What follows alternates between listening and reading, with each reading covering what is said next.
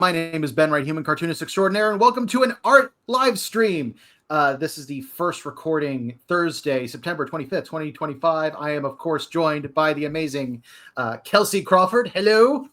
Hello. I am voguing to express my enthusiasm. You can see our faces for once. You can see our faces for once. We're not just disembodied voices masquerading behind monsters. It's true. So we are short a Chloe this week. She is off having what I hope is an absolutely great time. As the French would say, le boo. Yes. But since I have a massive CosPain thing happening, decided it was a good time to do another art stream, and I still wanted to hang out with Kelsey. So hello. Hello. Happy to be here in this hangout sesh. So to start things off, I do want to explain what the CosPain thing is that we're pushing. I am doing another long-form comic with CosPain. It's been a long time since the last one. Last one was Disaster Cons. I want to say like a year and a half ago. Well, that has been a while. Oh yeah, no, I've been mostly doing individual strips. I've done a couple longer stories, but still in strip format. These are full comic pages, and this is by far the largest one that I have done, just period. It's going to be absolutely nuts.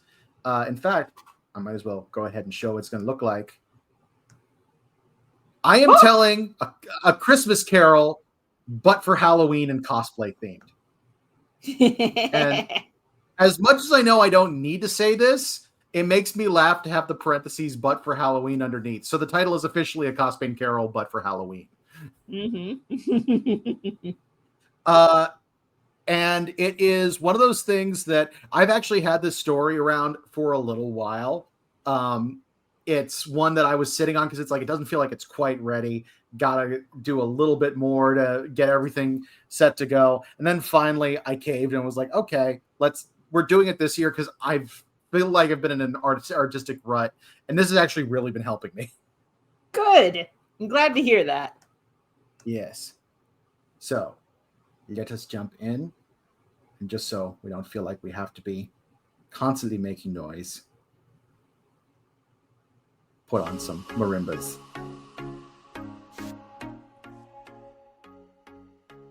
I was about to say, right off the bat does not qualify as marimbas, but there we are then.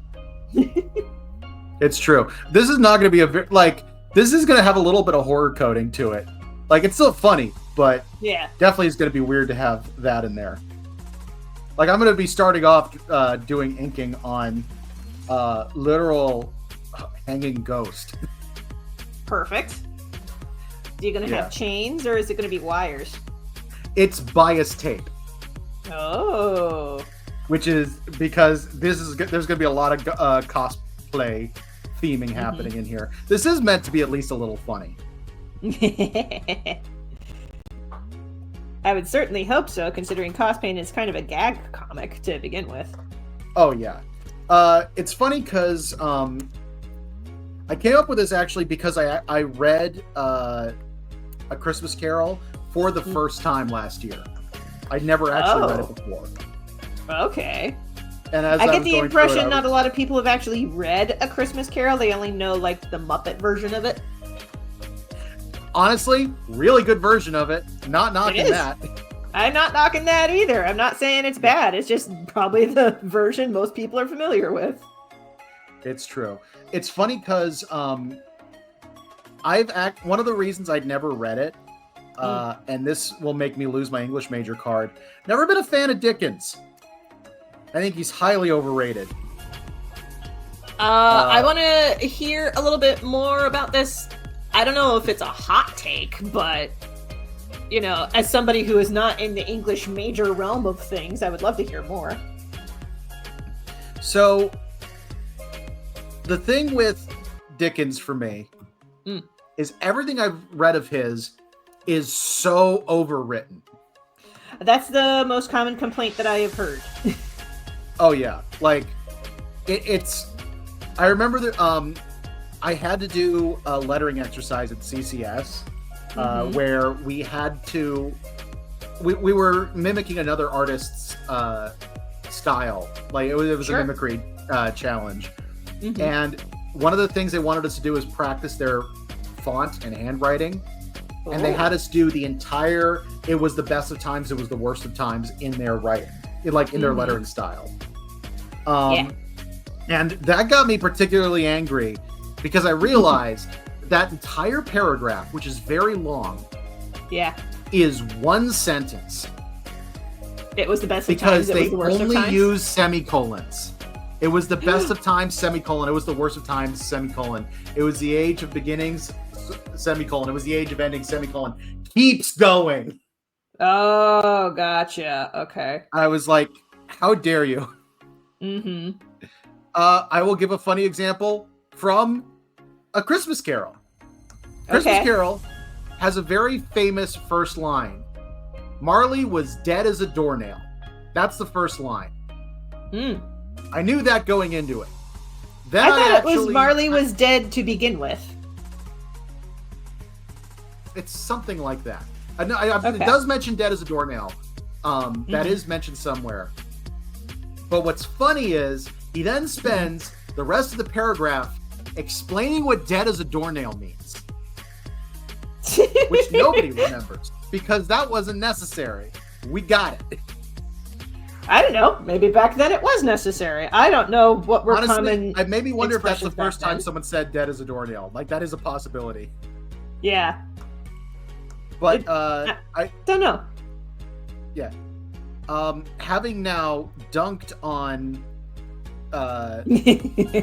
having dunked on Charles Dickens in this comic adaptation of A Christmas Carol but for Halloween. Well, that's where I do need to admit Christmas Carol was really good. Okay. Like, that's the first thing of his I've read where I'm like, all right, you got me. This is good. Yeah. I also get the impression part of the reason why it's good is because it's just Charles Dickens showing his hand as far as like, hey, rich people, you could take a turn learning from people who don't have as much money as you. Yeah. Well, the other thing with it is it was a much more concise story than he usually did. Because part of the reason Dickens' writing is the way it is he was getting paid by the word. Yeah, that's the other thing I've heard about his writing. Yeah. And the funny thing about A Christmas Carol is it's one of the stories where he's like, you just need to fill some space. Yeah, I can rattle something off for you. Like, that was sort of a throwaway story for him. And he ended up writing one of the most archetypal stories imaginable. Mm-hmm. Like, this, the more I work with this story to tell it, it's like, okay, it feels like a Christmas Carol has been around forever. Like, this feels like it was written by the Babylonians and has just been told on and on. Like, because it was weird how quick it was. Not only was it quick to adapt it into another circumstance, you know, and change the holiday, and change the characters and make them fit CosPain characters. They fit so ridiculously quickly, and just instantly started like, okay, I know the character arcs for each of these people. I know why it works for this particular character. So yeah, it's one of those ones where it's like, oh, you created the Iliad again.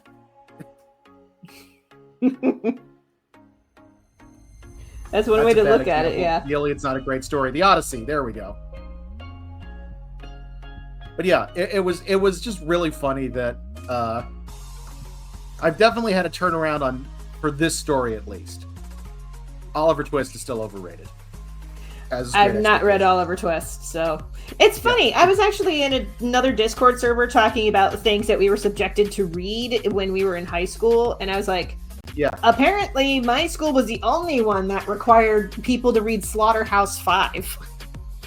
I have not read Slaughterhouse-5. I have heard it's good. It's one of the best literary, depictions of disassociation and PTSD that I've come across in literature. Like, the idea of the main character finding himself, quote, unstuck in time is one of the best encapsulations of, disassociation and, panic attacks, etc. That I've come across. I've only read I've read 2 Kurt Vonnegut stories. And I've known for a long time I need to read more because very good. He's very good. Yeah. I kind of had a period after college where I was very much not reading the classics. Gee, I wonder why. It's almost like you were an English major. Yeah, it's true. Being an English major is not great for a love of reading. Yeah. I would not know because I was not an English major, but I had family who were English majors, so that is how I know. Oh, so they would complain about it.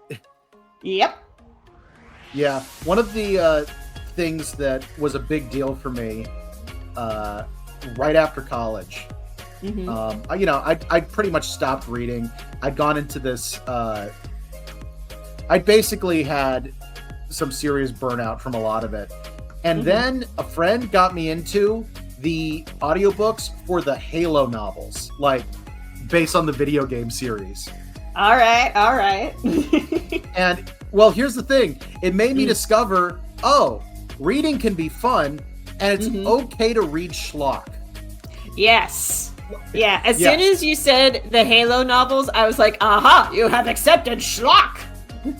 Yes, exactly. And schlock is absolutely said as a good thing. Like, it's in no way denigrating. It's like, books don't have to be the great American novel for you to enjoy them. They don't necessarily have to be intellectually stimulating on a deep level. They can just be fun. Yes. And in fact, there is a place for books that are just fun and silly. Yes. It's one of the things that, I don't know, it was a big awakening for me when I started to realize that. And it really has helped me a lot, because, like, I've always kind of seen myself as an entertainer more than anything else.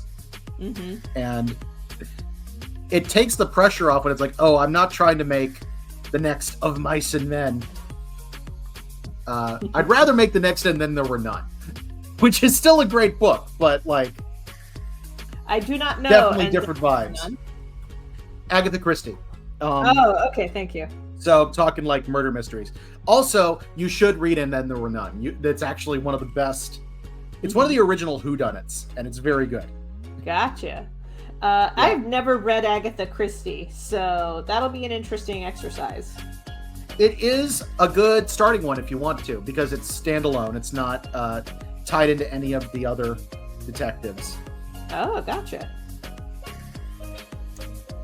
Should be pretty easy to pick up then, because that's...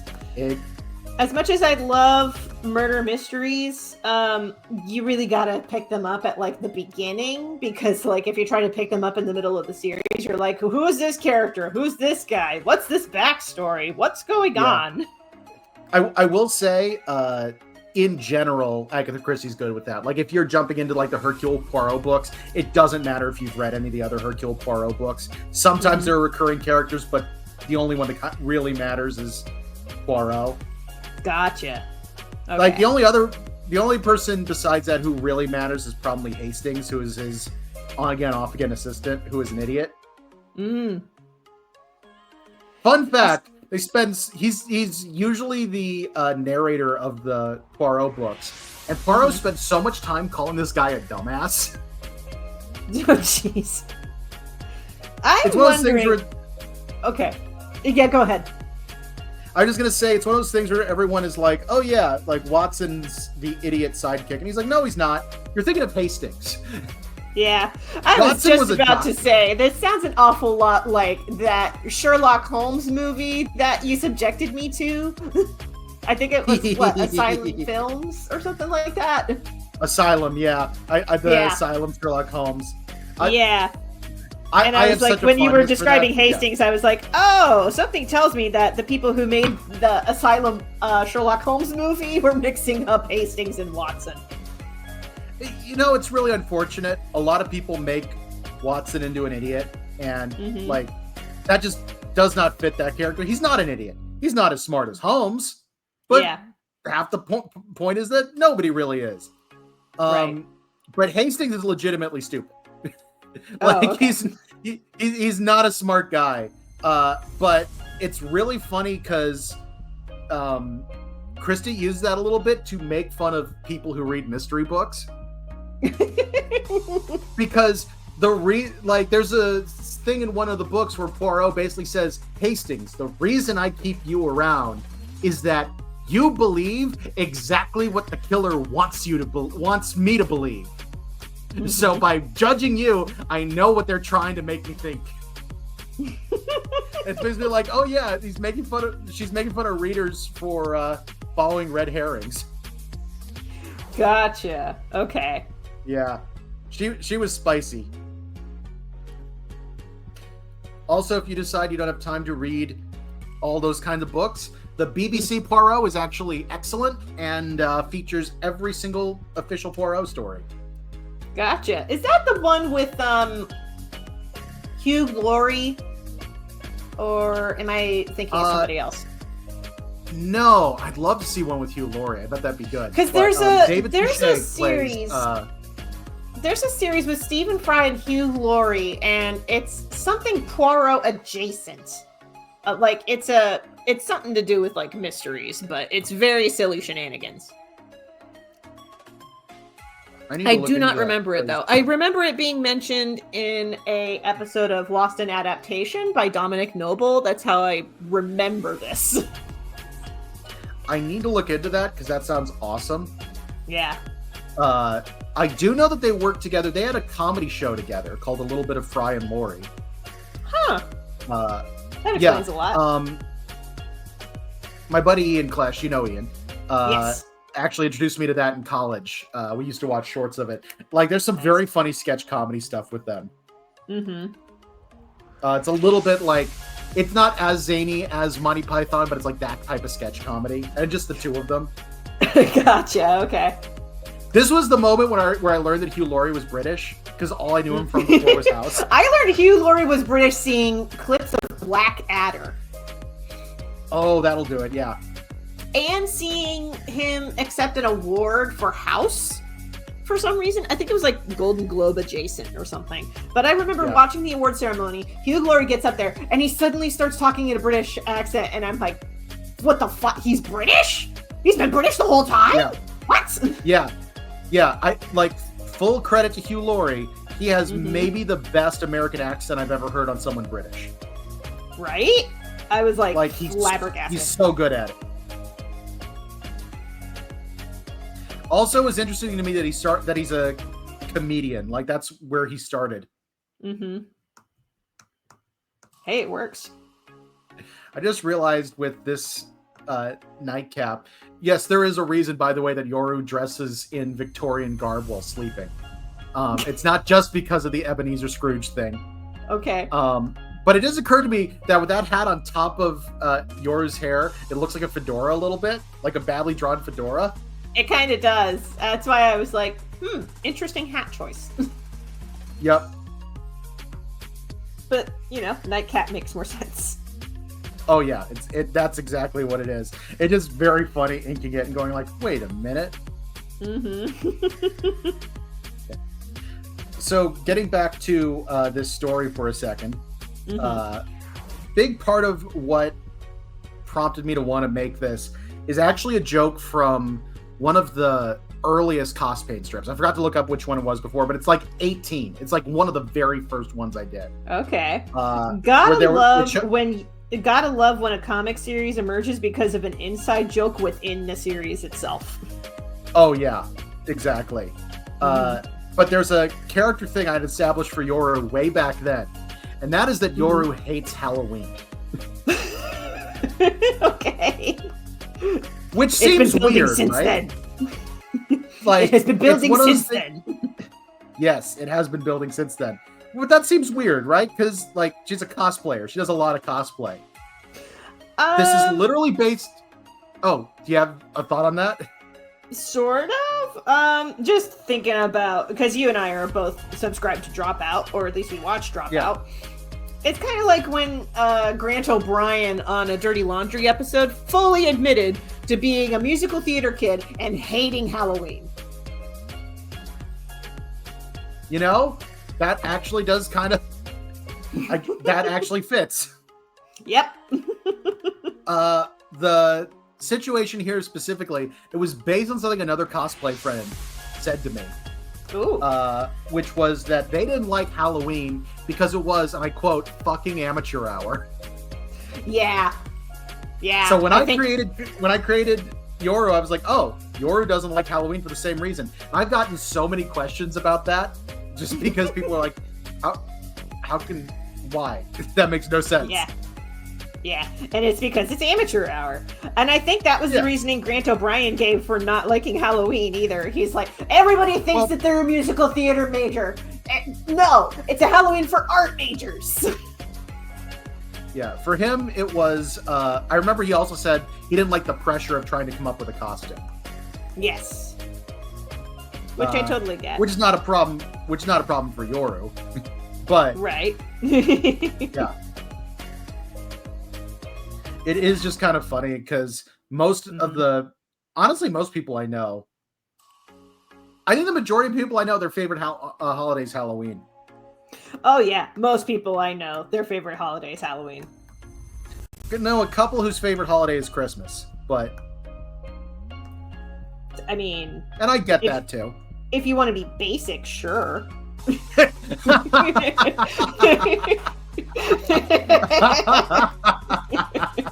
Oh, I'm messaging that to people. No, I'm making a short of that. Are you kidding me? Get ready for the comments. Uh-huh. I am ready. I will fight people. Yeah. All of a sudden, Christmas is a basic bitch holiday. This is the one where Brennan Mulligan shows up in the comments as defender of the basic. It is I, the defender of the basic. Sir John Doe. I love that sketch. Oh,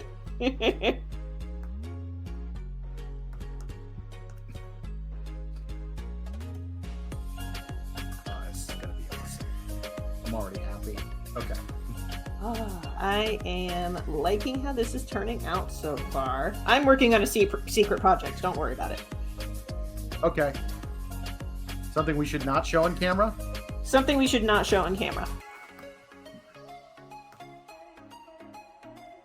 Well, that's fine. I can... Yeah. I just needed a body double while working on this, and I'm like, hey, I'm happy to be body doubling with you while you work on your CosPain strip stuff. Yeah. I'm going to switch music real quick. Yeah, we've had that on loop for a little while.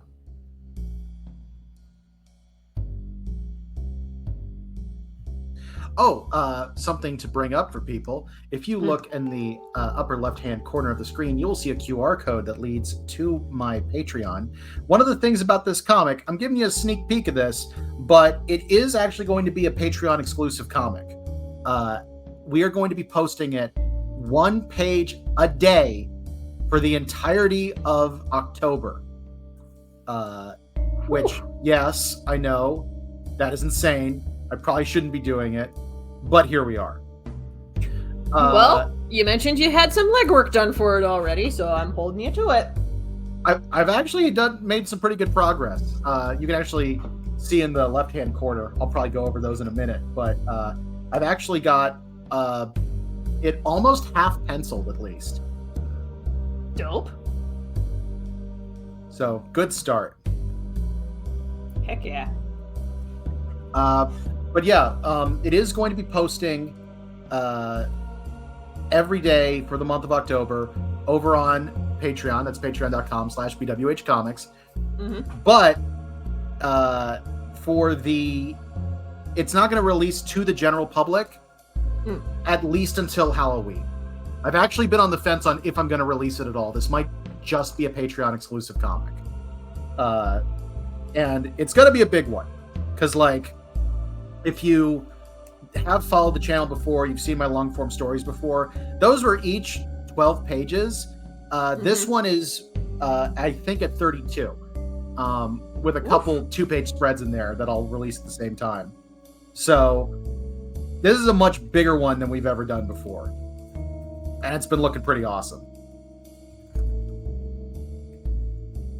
So if you want to check that out with me, head over to patreon.com/BWHComics.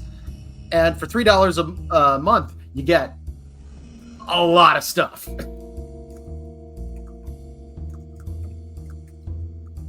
All right. Sorry, I'm distracted. 1 second. No, I got you.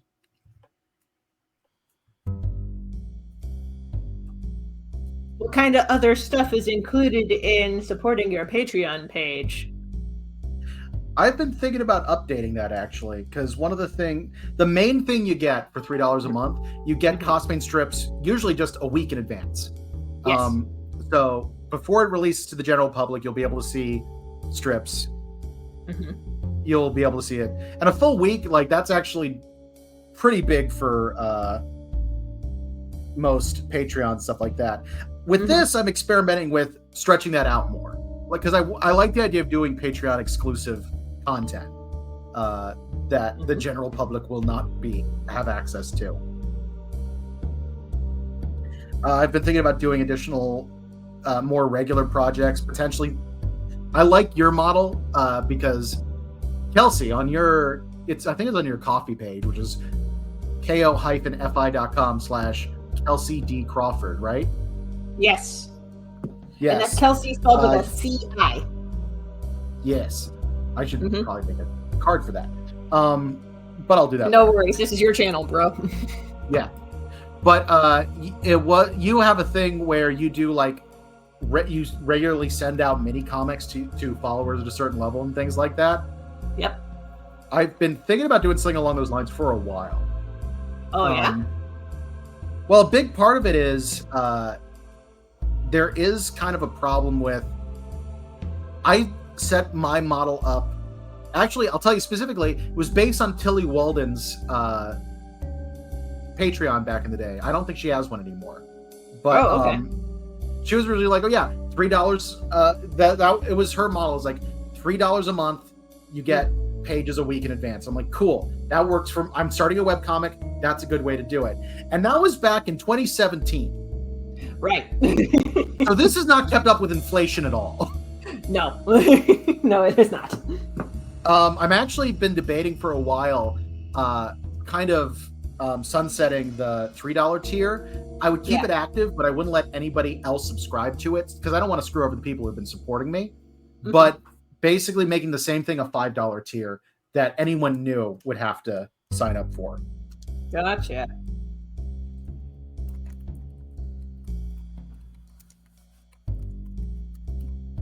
I should probably do something similar because I've not had any new subs at the $3 mark, but I've been getting some new folks at the 5 and the 10.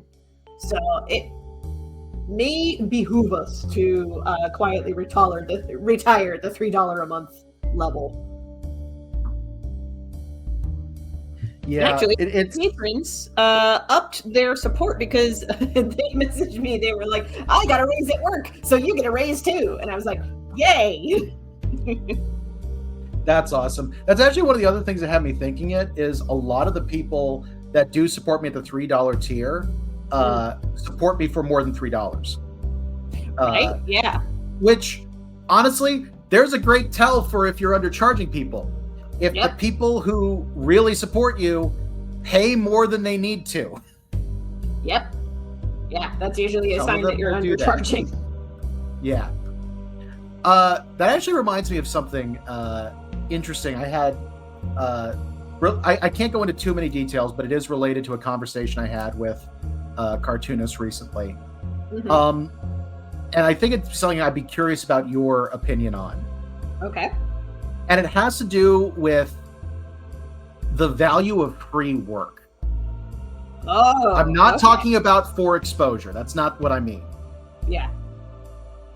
But my understanding is there is a principle where if you offer someone something that is that you're undervaluing, you're either charging too little for it or you are offering it for free, even if it's good quality work, people automatically have an assumption that it is lower value.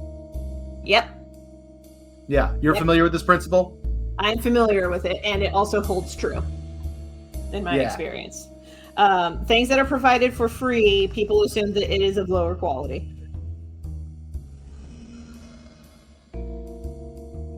The other thing too, and I'm also thinking about this because I'm actually preparing a script, well, an outline, I should say, for so there's an online fest called Nib and Ink Fest, which is put together by Cartoonist Co-op. This year was the inaugural year for it, so 2026 is going to be its second year of being a thing. And for this year, fellow member Yuki Clark put together a presentation about what art school didn't teach you, and it's basically a 101 course of business stuff. Yeah. And Yuki and I were actually talking about putting together a what art school didn't teach you 201, elaborating a bit more on business stuff, and showing it for Nib and Ink Fest in May. So I've been working on getting an outline together for that. And okay, I was going somewhere with this. We were talking about like undercharging and your value and free stuff versus paid stuff. So I don't know if this is going to make it into the final showing, but I am getting some serious thoughts about what you put behind a paywall, what you offer as like a one-time purchase, and what you offer for free. And some of that has to do with honoring the work that you put into it and honoring what you are worth. Because it's like, okay, I also have a lot of thoughts about this because I recently read Artpreneur by, Miriam Schulman. Which at first I wasn't sure whether Artpreneur was going to be a good book or not, but then I got to the part where she was like, stop sinking your money into the Zuckerverse, and I'm like, oh, okay, I can take this person seriously. Okay. But she backed it up with data, to be clear. She backed it up with data. Yeah. Being like, okay, so you can either put your energy into a Facebook page, or you can put your energy into an email newsletter. Your email newsletter will, on average, have a 30% open rate, whereas your Facebook ads will only be seen by 0.1% of people. So as far as return on investment, the newsletter makes more sense. There's an actual full breakdown. I can give you an exact quote, but it was, backing it up with numbers that I was like, okay, this person knows what they're talking about. So there's something that this person brought up that I'm like, no, there's a solid foundation to this idea, where it's like, if you envision your business as being a triangle, and the nexus of the triangles are belief in yourself, belief in your art, and belief in your buyer. And if all three of those are strong, then you've got a solid foundation as far as running an art business goes. When you're undercharging your work, that's expressing that you don't believe in not just your art, you don't believe in your buyer to make adult decisions. Does that make sense? Yeah, I remember early on in my art career, especially when someone would buy a higher value item at my table. Yeah. I had to fight the instinct to say, "Are you sure?" Yeah. I learned to tamp that instinct down real fast because I got my training doing caricatures at Cedar Point. You would be amazed at how many people would, without seeing any prior work of yours before, come up and say, I want 2 figures in full body, in full color. Yes, I know it's $100. I want you to draw it anyway. Yeah. Yeah. And there would be people who would just walk up and just ask for that sort of thing. That actually reminds me, there's something I've been thinking about the last couple of days in particular. Okay.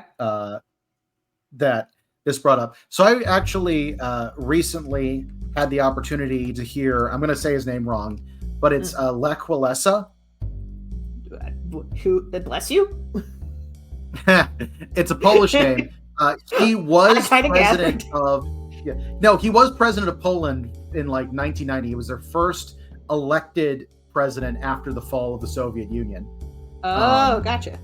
Really interesting guy, like Nobel Peace Prize winner. Had some thoughts, TM, about what we're doing wrong right now in the country. Sure, yeah.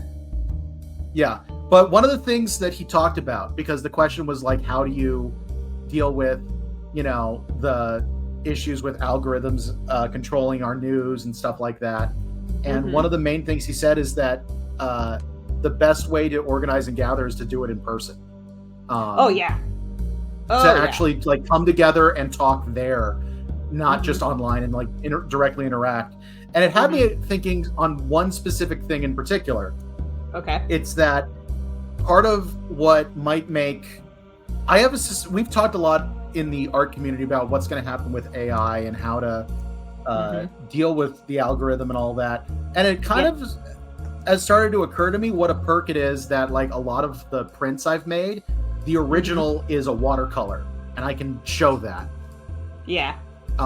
Because, and it's like, even nothing against digital art. I'm doing digital art right now, but I'm beginning to think that maybe one of the next big things we're going to be dealing with as artists is an actual massive increase in the value of traditional media.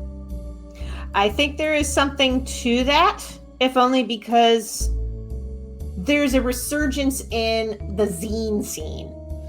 A lot of people have been getting into zines, wanting to learn how to make them, wanting to make and trade zines with other zine makers.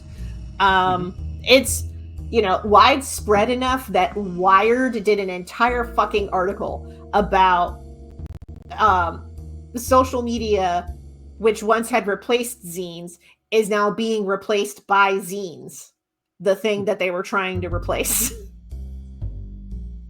That's pretty funny. It's very funny. It also says something that people want that kind of connection, and they want the art. They want the original art, and they want the story behind the art as well. Whether that's the story that they made up in their head when they looked at something, or the story that you share being like, this is what inspired me to make it. Like, people want that, especially nowadays. That is one of the things that I've thought about for a long time, even before I really got into comics. One of the first lessons I got on this principle came from Strip Search, actually, the Penny Arcade thing. Okay. And it was a quote from Scott Kurtz, who does Table Titans, did PEVP, like big guy in the webcomic industry back in the day. Still awesome. I actually got to meet him at CXC. Cool guy. Nice. But he had this thing where he said that when you start out, you view your comic as the product when the actual product is you. Yeah. Yeah, I'm paraphrasing a little bit, but like I've thought about that a lot, because like, oh yeah, like that's how branding works. You are the product as much as anything that you actually make.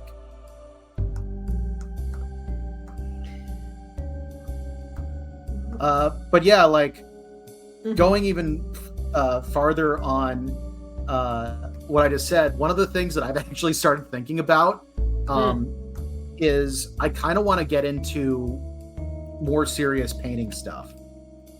Like, you should. I want to try some fine art stuff just to at least get the experience and get the practice. But part of me wonders, like, what if that's what a lot of cartoonists start moving towards next? Like, can you imagine like entire acrylic or oil-based comics, because we can prove that that's real? I could absolutely see that. It's okay.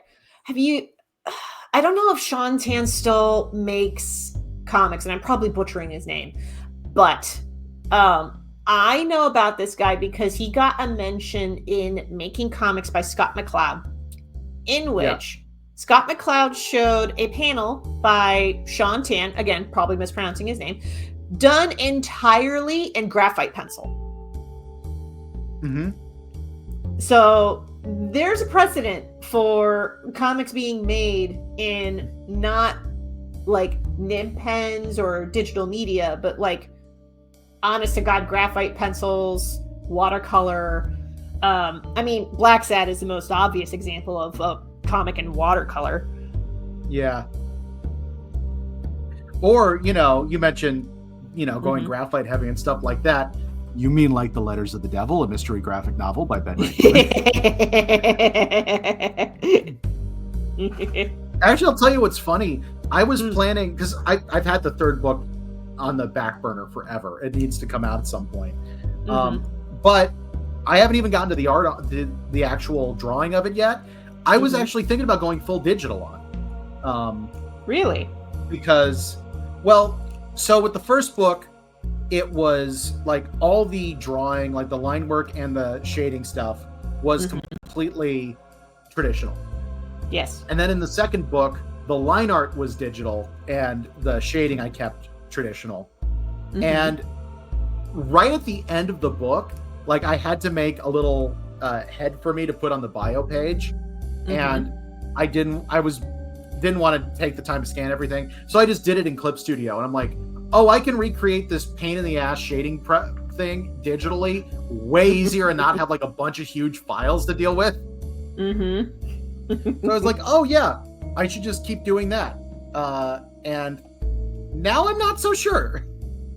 Yeah. Well, give yourself some time to think on it because you're working on this CosPain comic and that takes precedence first.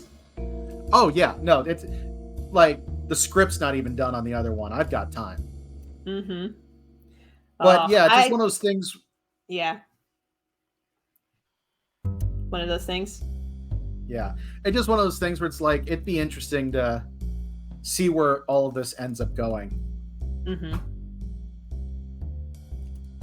Yeah, I've actually been thinking about getting into the fine art scene, if only because there's a particular way of painting that I do that is based off of, because I remember taking a Russian woodblock printing and painting class in college and being like, oh, this is actually a really nice way to paint, and doing a abstract painting with Russian woodblock painting brushwork.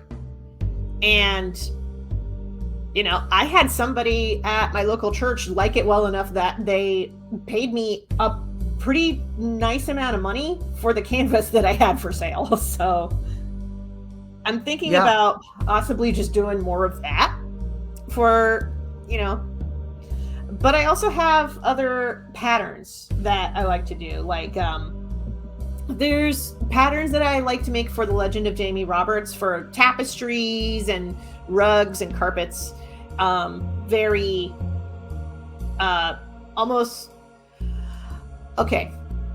There's a term for a type of West African cloth called Bogolan Fini, which is dyed with mud and painted with mud. It's a kind of like dyeing technique. But the patterns that you get from it are very cool. I was thinking about doing art inspired by Bogolan Fini, as well as other types of like cloth patterns, and just having those up on canvases or some such things. I do have some canvases that are like square that are just kind of sitting over here, not being used. So I actually just bought a bunch of canvases because I've been messing around with acrylic.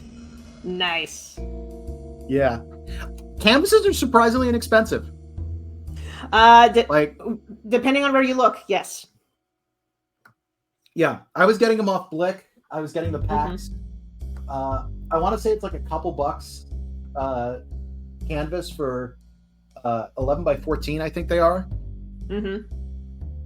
And they're like pre-treated and stuff like that. So it's like, yeah, this works fine for me figuring out how a lot of this works. Heck yeah. Yeah, you really shouldn't be like talk to a bunch custom of building canvases. You what? Yeah, no.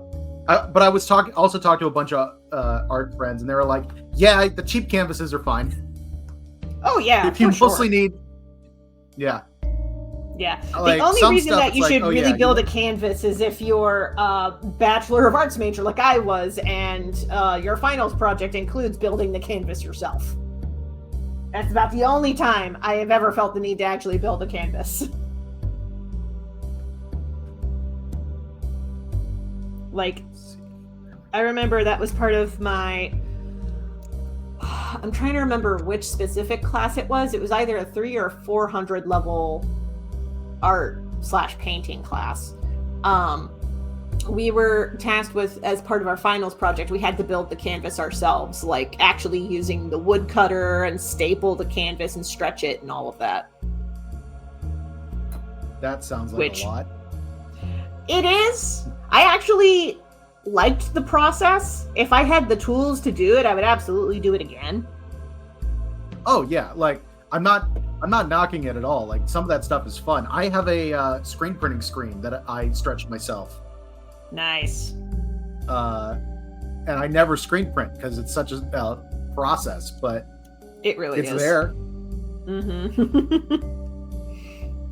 Yeah. My friend Alex, you met Alex at least once. Yeah, I know Alex. Yeah. That was what her major was screen printing. Oh, nice. And yeah, she doesn't get a chance to do it all that much because, yeah, it takes up so much space. Ah, you changed the music. Yeah, I realize I've been going for a while. Feel free to tell me to do that at any point, by the way. I often do not notice that it's been like 20 minutes of the same song. Gotcha. That's a note for StreamYard. Enable playlists. I mentioned that my last live stream on Monday. I was like, man, it would be great if StreamYard just had a playlist feature. That way I didn't have to worry about it. Yeah. Add that to premium. I'll consider premium again. Yep. You know what? I don't think I ever formally said why I left StreamYard Premium. And it feels a little bit like biting the hand that feeds me because I'm currently using their streaming platform. But this is still something that they deserve to be called out for. Okay. So I was on a plan that was like a step down from their premium plan. They had like this special in-betweener because I tried to leave at one point. They were like, we'll give you a discount. Yeah, the essentials. Yeah, I think that's what it was. Yeah, I'm familiar with this plan. It was something like $10 a month.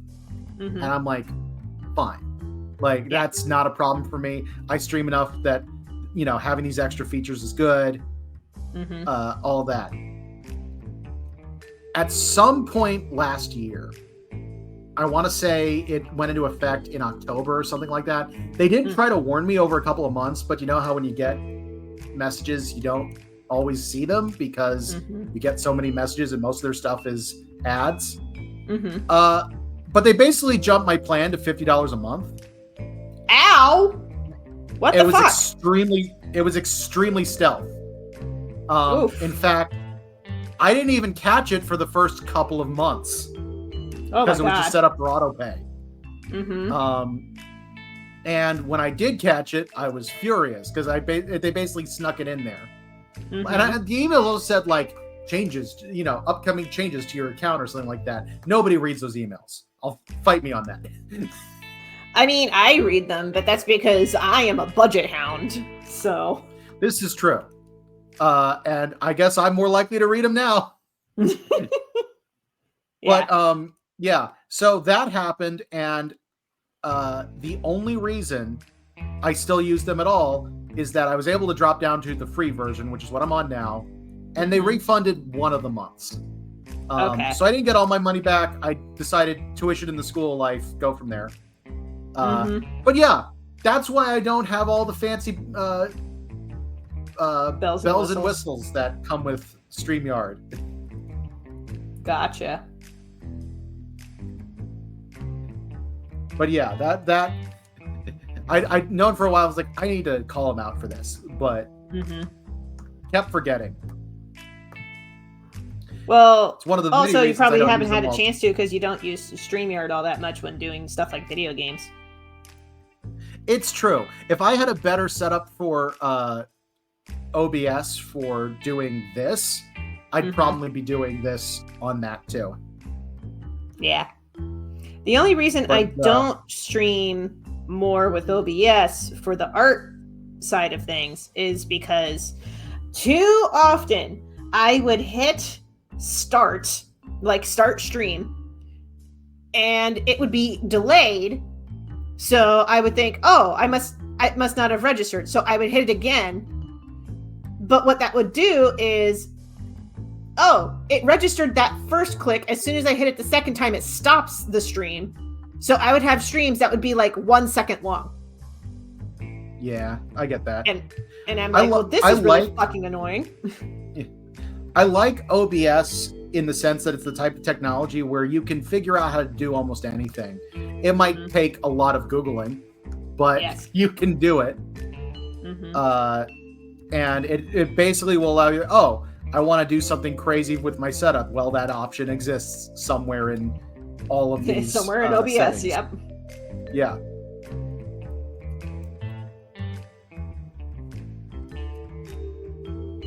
Other times it just stays obnoxious. But hey, you do what you can. Do I have a good orange here? I don't know. Can you do orange there? I have this thing where I tend to steal most of my colors from other CosPain comics. But I also mostly do my coloring in Photoshop, and I'm not doing that for this one. So, fun thing about Clip Studio Paint, I can't necessarily see it from this window because my window screen is blocking the view, but you can make your own palettes in Clip Studio Paint. This is true. I probably should do that. Yeah. Because I've made my own palettes based on different comics projects. Like I have one for The Legend of Janie Roberts, one for Vanita and the Demon King, and another one for a client project that I've got going on. It's real convenient. Yeah, honestly, I should do that because I do use some limited palette stuff with... you know what? I could probably download the palette because it follows very specific categories for most of the colors. They basically have to be both web safe and CMYK. Here you go. Which is a surprisingly narrow window. No, I believe it because web safe works in RGB. Web safe is web safe. It's technically unnecessary to be doing this. Web safe specifically means not just RGB, but the RGB space from like the 90s.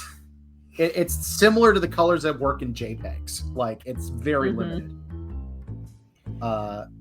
Can I ask why you picked that particular palette? I just wanted to have colors that would be reliable, basically, like under any printing situation. Plus, having a limited color palette, not the worst thing when you're hoping to do stuff in print. Because like the more colors you use, the more you have to hope that it'll work and not turn muddy. Like that was the big problem a lot of the early webcomic guys had, is like they were only making it for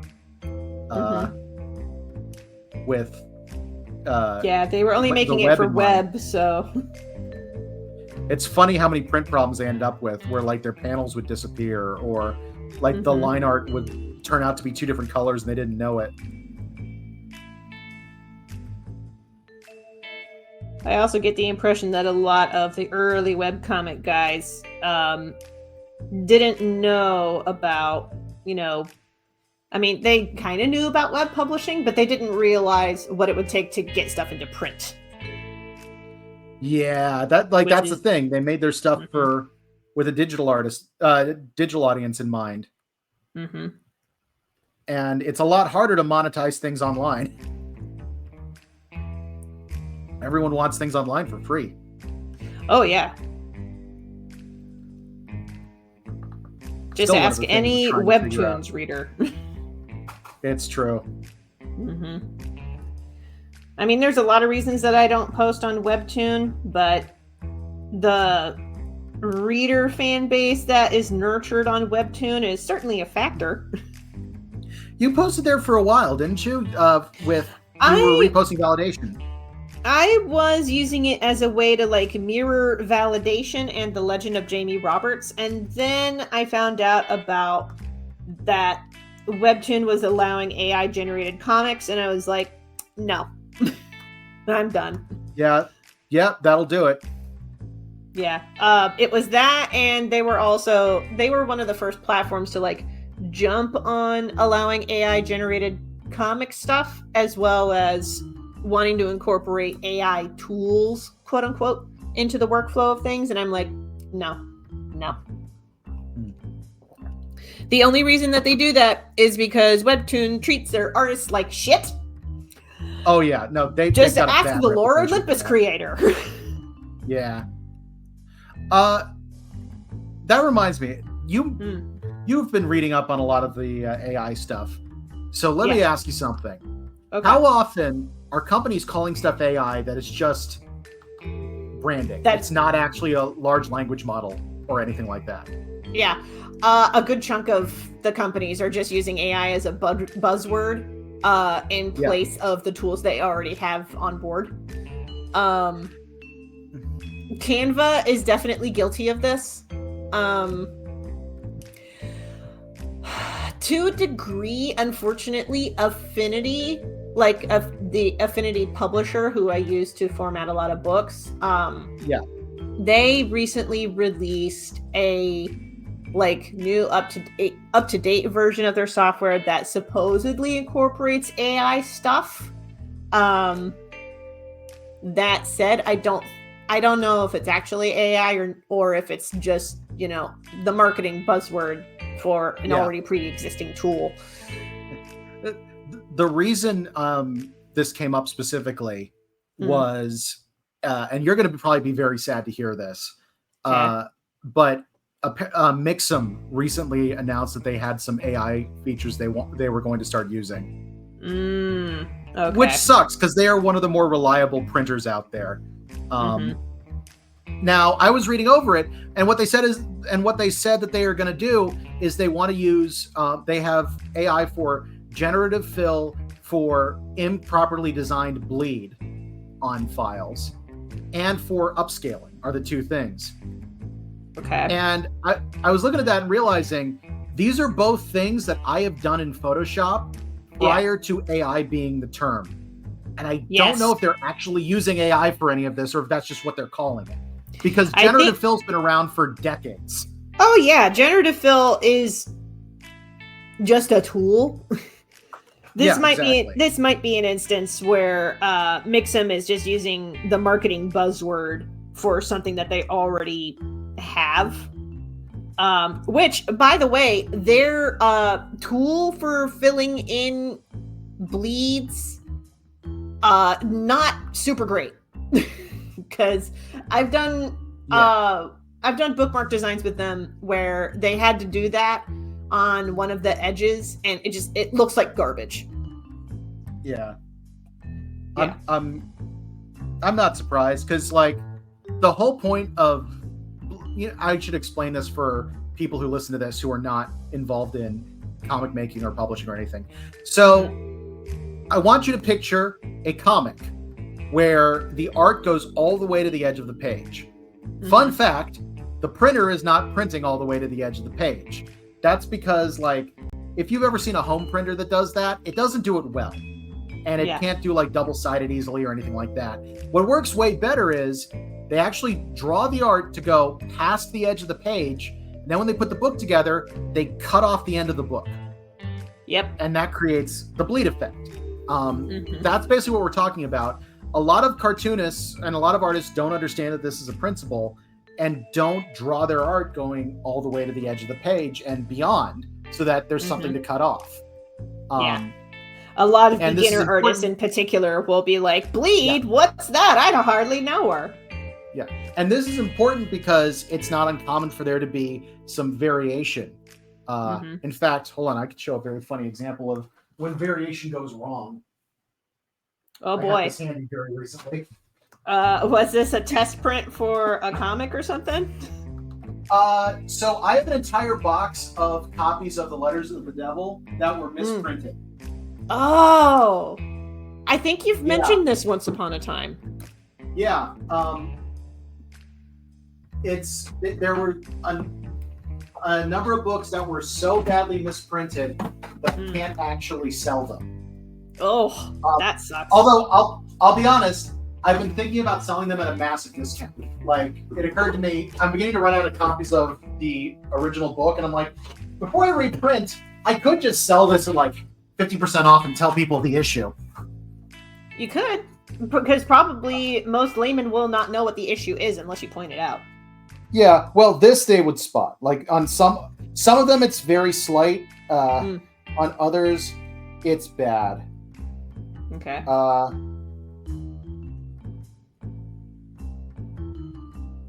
Okay, here's a good example. So on this page, let me make myself big. Okay. It's a full page spread, and they did the bleed wrong. You can see that white I see border where it got cut off along the bottom. Yeah, not supposed to be like that. Not, that was the printer making a mistake. They actually had the pages slid. But but about 1/8 of an inch around everything is supposed to be something that can be cut off. Yeah. This particular printer did this on so badly that you can actually see bits of their QR code peeking at the bottom there. Oh wow, yeah, that's bad. Because they have their own tech for some of that stuff. So yeah, I have a bunch of books that have problems like that I hadn't been selling. But maybe I will, because like, if people are like, oh yeah, there's an issue with this book, but you can get it for half price, maybe then I won't just have a bunch of wasted books, and they get to serve a purpose, which is nice. I would say, as somebody who had that same sort of thought with my first print run of The Legend of Jamie Roberts Volume 1, and had that same issue, surprisingly hard to move those bitches. Oh, I'm sure. Like, yeah. Even though it was it was like one printer error on one specific page, still hard to move those fuckers. I believe it, but honestly, it's hard to move the book anyway. I was thinking of having both. That actually might be a one option. Just be like, here's a version that has an error, and here's a version that doesn't. Which one do you want?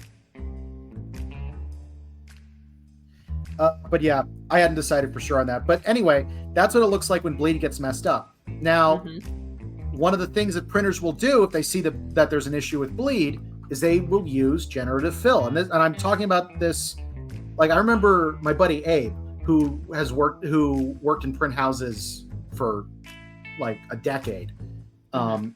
And we talked about this before AI was a big part of the conversation. He talked about how they'd use generative fill on those borders because they just need to put something there that can be cut that looks like it belongs. And it's just funny that now that they're like, oh yeah, we're calling it AI now. Yeah. When it's like, that's the tool that you've been using for the last 20 plus years, fam. Exactly. And with upscaling, that might use AI because that actually makes sense that a version of AI would work with that. But I've manually upscaled comic art using vector stuff before. Yeah. And it's a pain, but it's doable. Well, it's also interesting because even if they are large language models, a lot of times what they're learning off of is literally the art you've just made. Yeah. You know what I mean? Like, it's not going outside and taking other people's stuff. It's like, oh, we are figuring out what should go here based on what you have here already. In the cases of like Photoshop and stuff, mostly Exactly. yes. I say mostly because Photoshop or Adobe has been rolling out a lot of tools that do lean more on the actual like generative AI side of things, like ripping off other people's stuff and just posting it. But that is a little surprising because I know AI had talked, or Adobe had talked about the fact that they were specifically using stuff that they had compensated the artist for. Like they're at least they're not. I'm not saying they're getting it entirely right, but they have been making an effort to actually use like stock assets that they already own and have paid people for, which is at least better.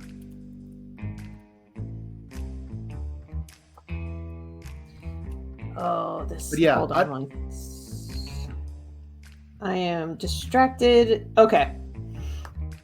I see what I did. Okay. I'm working on a piece of art and I'm like, this arm looks out of proportion. And it is out of proportion. So. It looks wrong and I was right. Yep. That's basically what's going on. What were you going to say? Honestly, I think that pretty much covers it. Okay. I mostly was disappointed when I heard this about Mixum. And then I was reading up and I'm like, I think we're fine. At the very least, I've had conversations with Rainer about this, and we're in agreement that if they're calling it AI, we're not going to use the feature. But like, I've gone in myself without using any kind of AI or anything like that, and fixed bleed on other people's stuff for some of the canon right pages. So, like, we don't need their this service. We can work around it, and it shouldn't have to come up. Yeah, you're a professional artist. This is what you do. Exactly. He was worried that, like, even being near it might be an issue, which I think is a fair concern, but I mean, it's also one of the best printing options we have, so I think people will cut us some slack. Yeah. It's my opinion anyway. I will say, after having worked with Print Ninja, I am going to switch back to Comics Wellspring, I think, for my next batch of books. And the reason for that is because Print Ninja did not get the bleeds right on a lot of pages for The Legend of Jamie Roberts, which is a huge issue because The Legend of Jamie Roberts is like mostly bleed pages. And it's like, if you're going to be messing up that bad, I'm going to need to work with somebody else. Yeah, that is definitely a problem. You know what? I showed the problem with the copies of Letters of the Devil. I didn't name and shame, and I should have. I had those printed by Ingram Spark. There you go. Ingram Spark is an interesting printer. I have done 2 of my books through them exclusively because they're who I could afford. Right. So Letters 1 and 2 both were done through them. I'd love to do a Mixum run at some point, but just a little pricey at the moment. But the thing that I ended up running into is they sent me an obscene number of books where they'd gotten the misalignment so bad that I couldn't sell the books. Like, oof. I want to say out of my first order for both book 1 and book 2, I think I couldn't sell a third of them. Oh, ow. That hurts. To their credit, I had to go full Karen on their email stuff, which I'm sorry. I used to work customer service. I don't like doing that. But I got them to send me replacement books. Good. And they didn't like without them charging me anything crazy for it. Because it was genuinely their screw up, and that was demonstrable. I'd sent them a file that was set up correctly. Yeah. But it took some fighting to make that happen, which it really shouldn't have. I will also say, despite the many problems I've had with them, that's one of the main ones, but I've had other problems. I keep using them. Yeah. Like, as much as that's annoying, they also offer some distro services that are really, really nice, especially for the little guys like us. I've never used them, so I'll have to take your word on that. You just sometimes have to grin and bear that they're going to be a pain to work with, but they are significantly more affordable in a lot of ways, and they have the Ingram Content Group, which they are part of, is one of the biggest distro networks in the world. Now, you're going to need to do most of the legwork yourself, but if you you could call a bookstore anywhere in the country and be like, hey, are you interested in this book? And they ask for the ISBN number and you give it to them, they will be able to order it because they use that same database. So, you know, it's not ideal, but you work with what you got.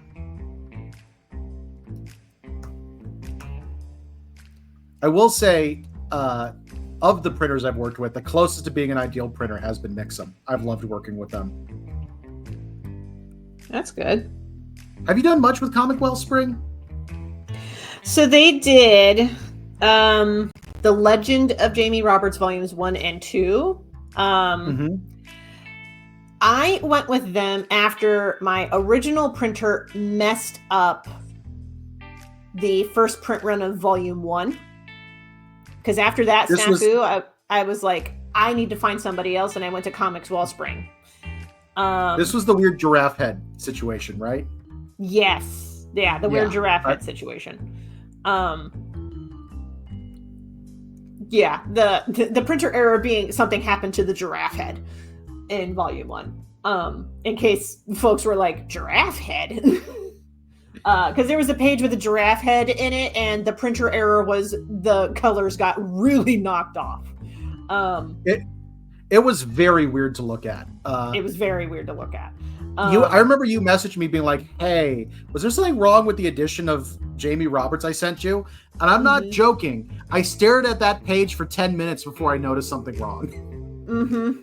Yeah. I don't know what it is. It's just like my brain perfectly moved around it.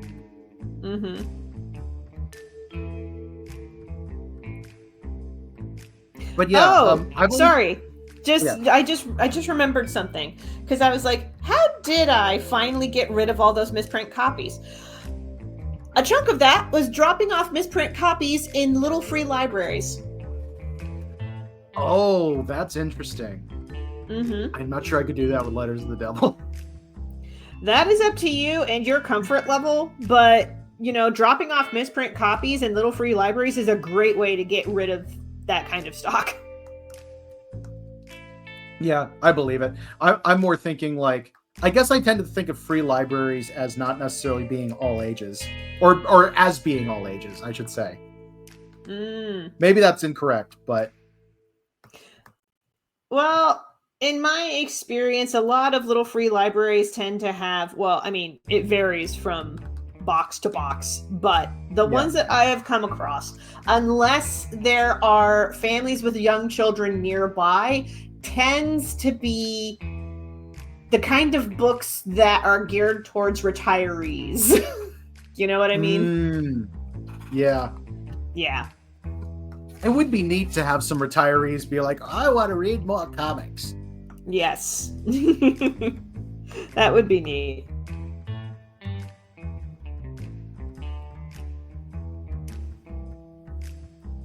I am setting myself up for disaster. What are you doing, bro? What are you doing, bro? Why on earth am I making the bias tape multiple colors? Why are you doing that to yourself? This is just Entirely possible. I was drunk. This is just more that you have to color source in future pages. It's true. Don't do that to yourself. Stop while you can. I mean, I basically have colored the entire guy. Save future you the agony. Oh no, honestly, this is gonna be fine because like I'm joking, and this would be an absolute nightmare if it weren't for the fact that this character is in 2 pages total. So after this page, I will be free. You say this now. Yes. All right. There we go. It's very silly looking, and I love it.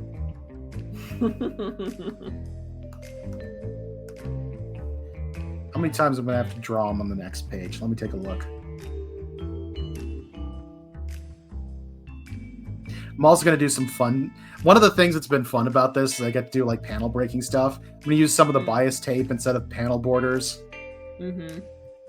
I have a thing of the stretch of bias tape tripping him, and he crashes down. They crash down the stairs. Mm-hmm.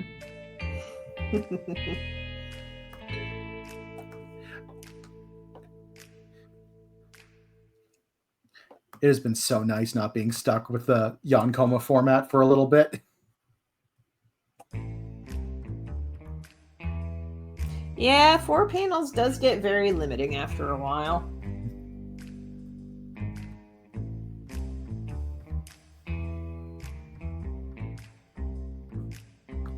Ooh. I'm actually working on the cover art for Jamie Roberts Volume 3 right now, and this is probably the most detailed book cover that I've done for a while.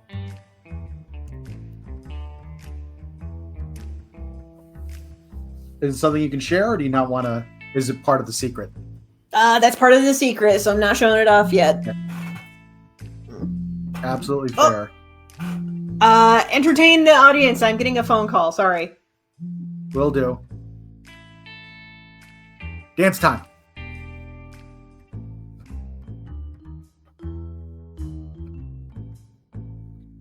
This is the weird song to dance to.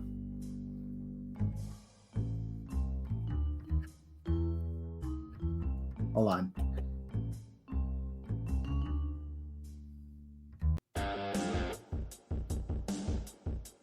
By the way, most of the music I've been playing is by Kevin MacLeod. This is an exception. This is one of the ones that comes with it, but pretty much everything else has been. All right, back to showing the work.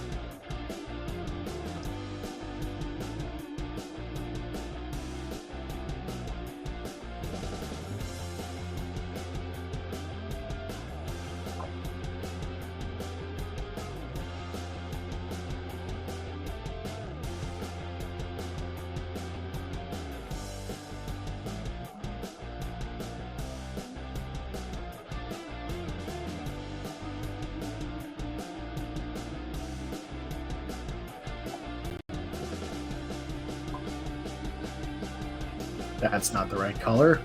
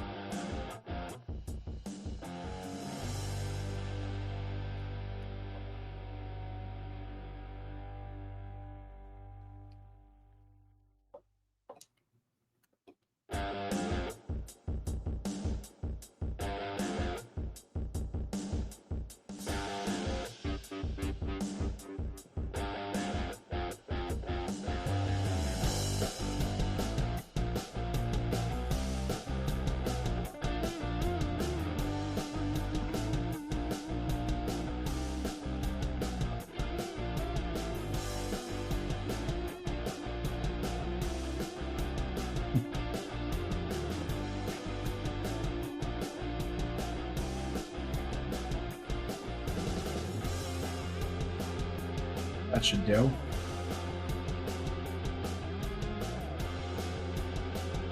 All right, shading time.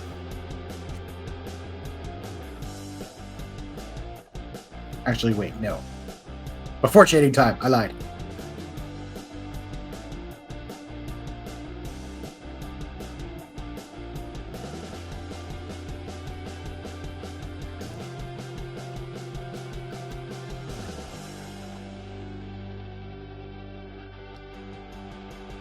This is a good time to mention that we are still raising funds for the Trevor Project, an organization whose ultimate goal is to end suicide among LGBTQIAP+ youth. We are currently at, let me go ahead and check. I don't have my usual interface up. I'm not sure. 321 raised out of a goal of 400. So we are getting there, guys. Link is below the video. Go for 25 on this.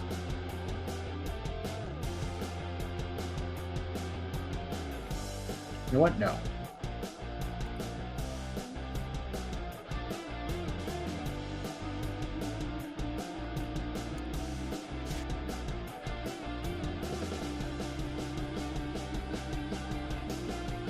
Well, you can see I'm not doing things the way I normally do them, and it's been an interesting process.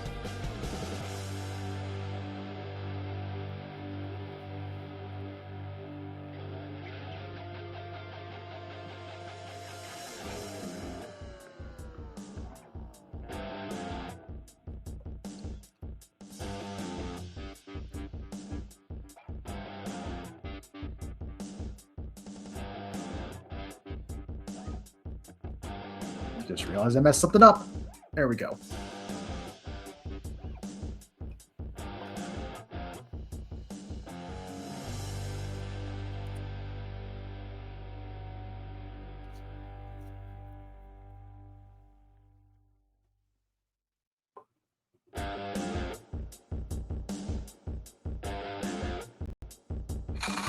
Why did it do that? One.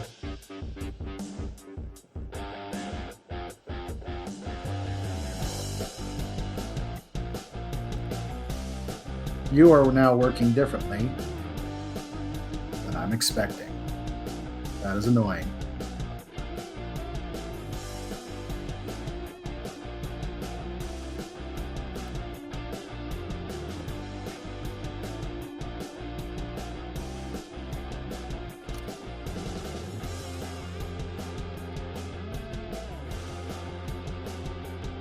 Turn this off too. Be able to see better. Okay, that's helping a lot. It's because I had it background black and I was getting confused by that.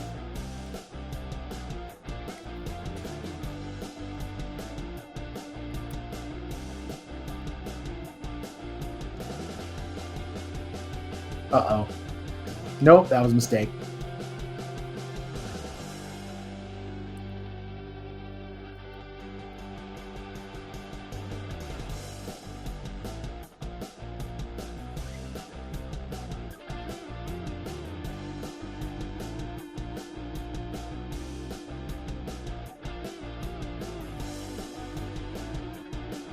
Okay, that shading bit is done. Let's take a look.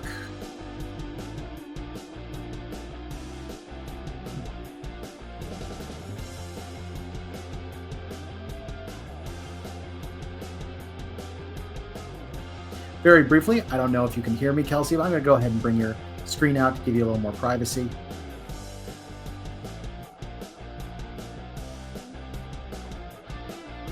Just wave wildly at me when you're ready to rejoin.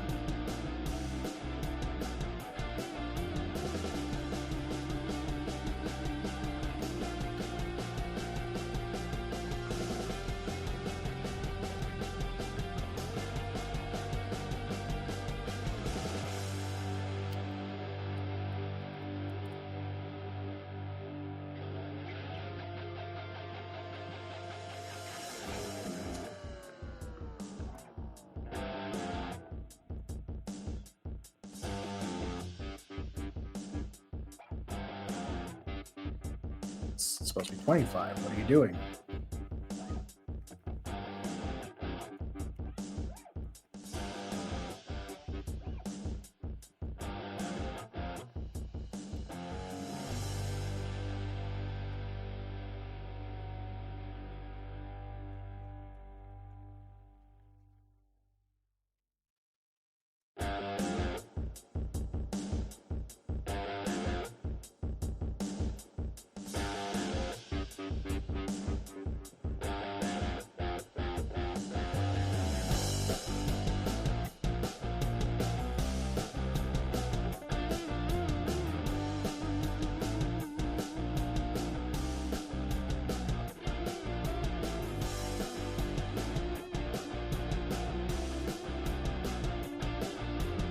Whoop. I had a hunch. I was like, maybe I should say something in the private chat. Nope.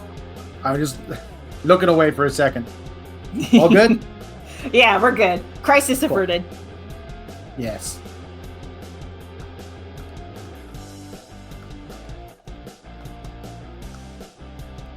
Okay. I was thinking a couple of steps ahead with this book cover. I was like, well, if I do the colors like this. So I think I have a game plan in mind with this. We're good. We're good. Nice. Yeah. It is always funny when you're just winging it, which I'm actually doing a little bit. This is definitely different coloring than I normally do. I'm sort of winging it. I'm only winging it in the sense that, oh, this is a lot more detail in a book cover than I usually give. So, in that sense, it's like, oh, I'm working in uncharted territory here and trying to play, like, how much is just right and how much is too much. Right.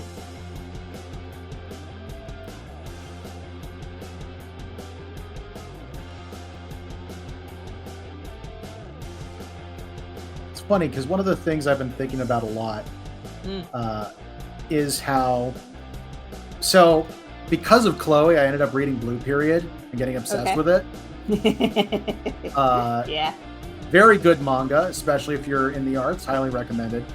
But it got me thinking about how I approached art when I was a student compared to now. Yeah. And I was always pushing my boundaries as a student because, like, I came from a non-art background. I was more of a writer than anything. And so when I was at school, I took that as an opportunity to constantly be like, okay, I want to try all this art stuff that I didn't do before. Or like, I had this cool idea, I want to see what it looks like. And it's like, I'm a student. I have the freedom to experiment.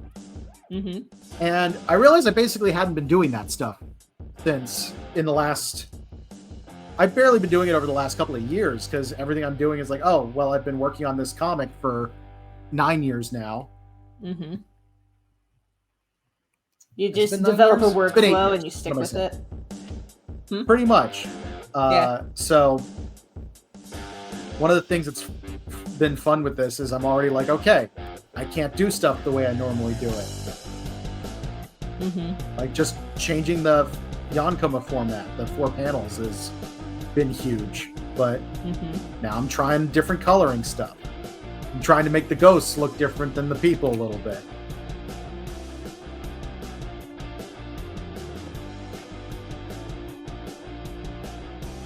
Gonna do some color coding with things and all that kind of stuff. Mm-hmm. Nice. Ooh. But yeah, I'm trying to recapture that whole, like, this stuff is experimental. Yeah. Speaking of, like, winging things, I'm like, ooh, what if I just put a tree over on this thing rather than having this other detailed thing going on here?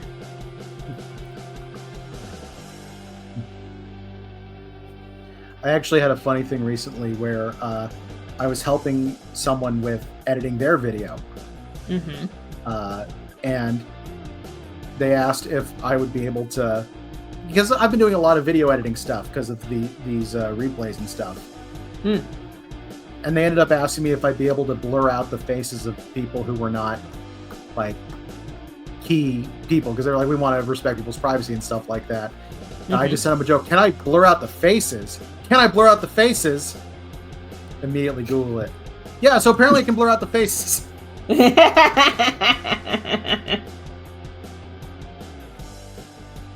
Like, I keep doing fun edits of the gaming videos, and a part of that is just, like, it's so much fun learning how to do this stuff.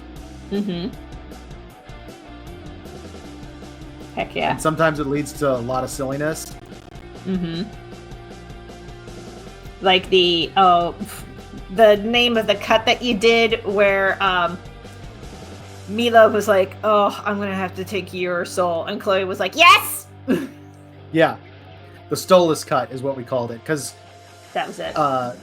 I wanted something similar to the Snyder cut, and it was a joke on Hell of a Boss, which is what the character I put Chloe in there as is from. Gotcha, okay. Honestly, I know you haven't watched Hell of a Boss. You could just watch that short and get the total vibe.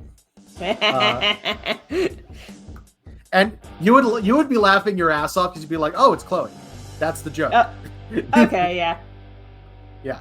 That was kind of the gist that I got when I caught the bits of the short that you posted. Yeah, that was a lot of fun. And it was based entirely on Chloe. Well, the remake one was entirely because Chloe just commented, "You didn't do the full thing," and she's right. I cut it short by mistake. I played it off in the thing, but it's like, all right, fine, I'll make a full version, and it like instantly got 1,000 views. So I'm like, okay, you were right again. Yep. You guys have shocking instincts when it comes to this, where it's like, I'll do something by myself, nothing happens. Do something with you guys, or like a game that I'd never heard of or never done, and immediately it's like, oh, tons of likes. Oh, look, tons of attention, because we have good taste. Apparently. Actually, let me double check if this has changed, because that'd be wild if it happened. I did see that the Lisa Frank Cold short got like 1,000 views, and I'm like, that's because we are correct. Yeah. So this unicorn fucks. Yes. But we are at 199 subscribers right now. Yeah, I saw that. Which is good gonna job. drive me crazy.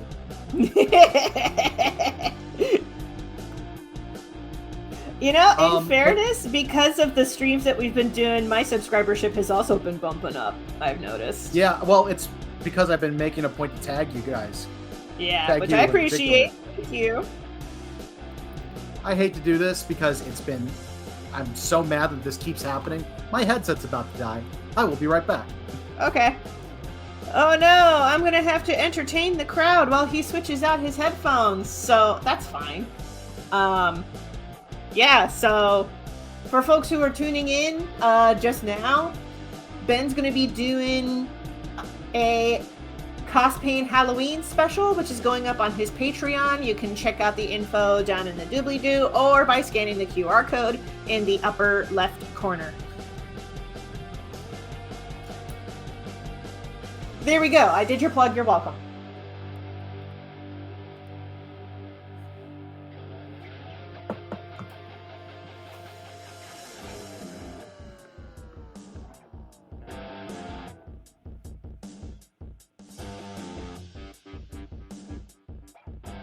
well, that's a cloud.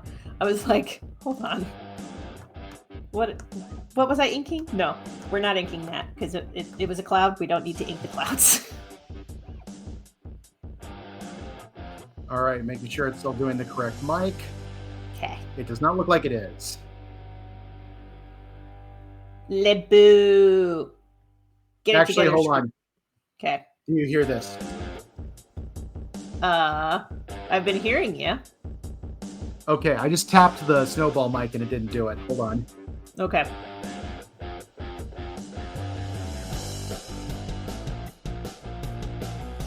Please stand by while we handle these technical difficulties.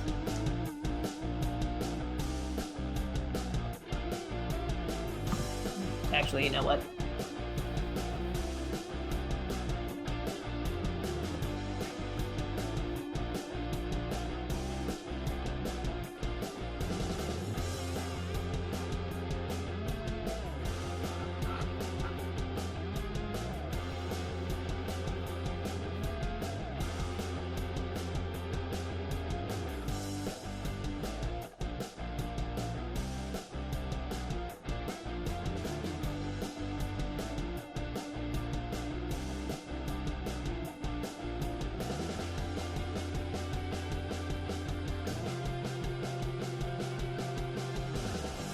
There we go. That's the voguing.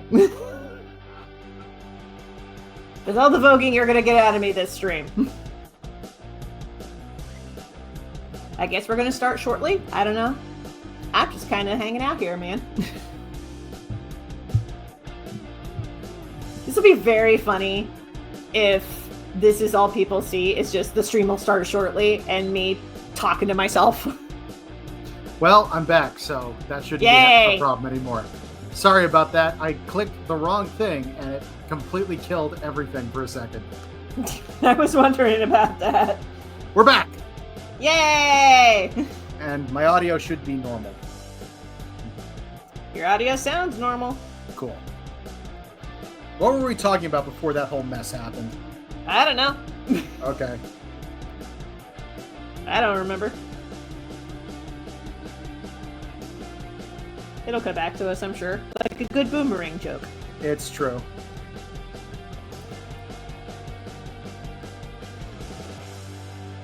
Oh yeah, I was talking about how you guys are weirdly good at predicting what the YouTube audience will like. Yes, because we have good taste. That's one explanation. Yes. Well, it's also like we are very memeable. Let's be real. It's true. There's a good vibe whenever we all get to do streams together. Mm-hmm. Just thinking about, please tell me that there's fan art somewhere of Samakichi with 2 dicks. Please tell me there's not.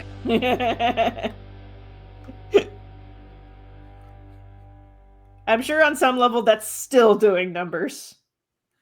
Yeah. Honestly, one of the things that's weird about YouTube Shorts is they have such a short shelf life of relevance. Oh, yeah.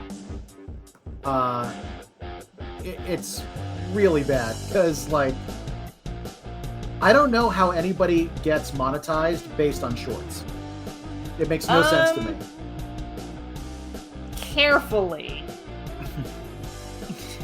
But also, it does necessitate, like, you know, hundreds of thousands of views for shorts rather than, you know, the standard monetization practice. Yeah, it's but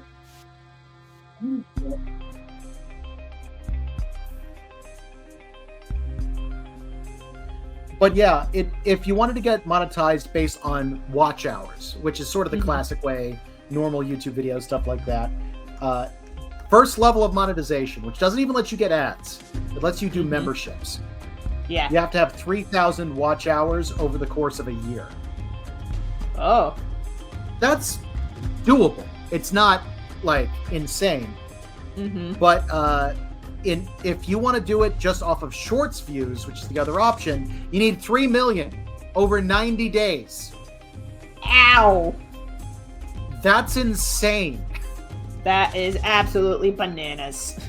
My best video, which is in fact this unicorn fucks, has had a little over 5,000 views. Yep.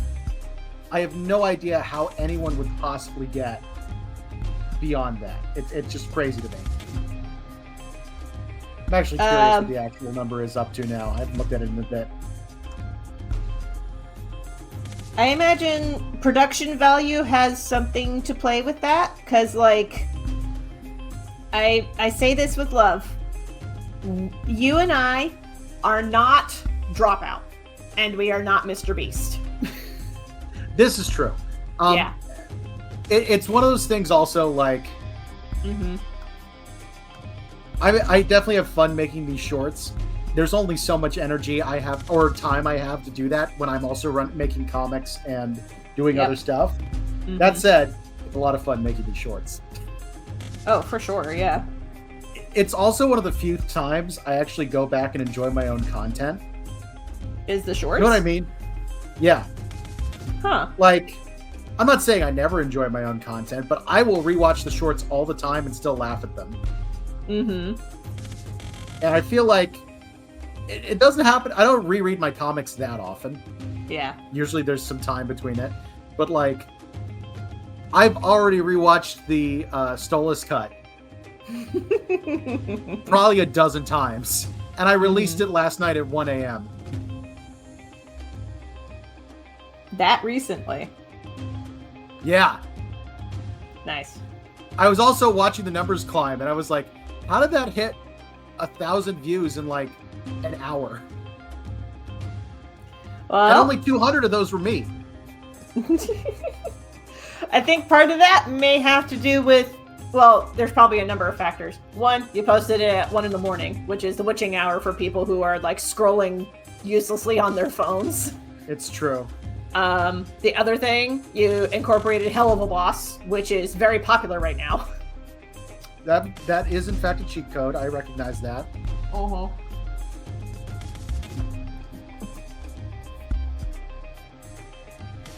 There's probably other factors at play as well, but those are the two that come to mind.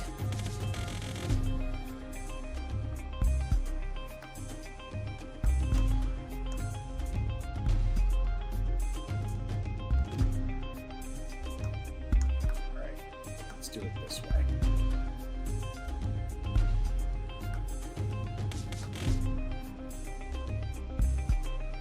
So is this what's playing right now? Is this Kevin MacLeod? It is Kevin MacLeod. Okay. Because I'm like, I don't recognize this at all. We got it for Universal Flaws of Robotics, actually. The Kickstarter trailer had this. Gotcha. It works. It is very robotic. It is, right? It's a little mysterious sounding. I liked it. Mm-hmm.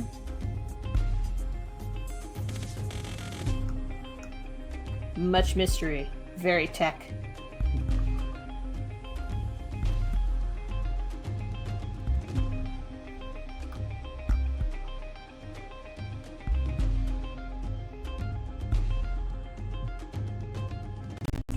Vague suggestion. So I'm a little worried, because I expected to do multiple pages tonight, and I've been doing one page this entire time. Well, you've also been doing a lot of coloring work, and that tends to absorb the attention more than anything else. That's true. And I've been experimenting a little bit with what it's going to look like in the long run. So that's going to definitely have an effect. Plus technical difficulties. Plus some technical difficulties. I'm so mad that this headset keeps dying. It's comparatively new. And the other one I have that's identical to it works great. Mm-hmm. That does blow. I wish I had an answer for you, but that sucks. Yeah. I'm gonna have to just start using the other one for everything. I enjoyed having a dedicated one for the computer, which is the only reason I hadn't been. Mm-hmm.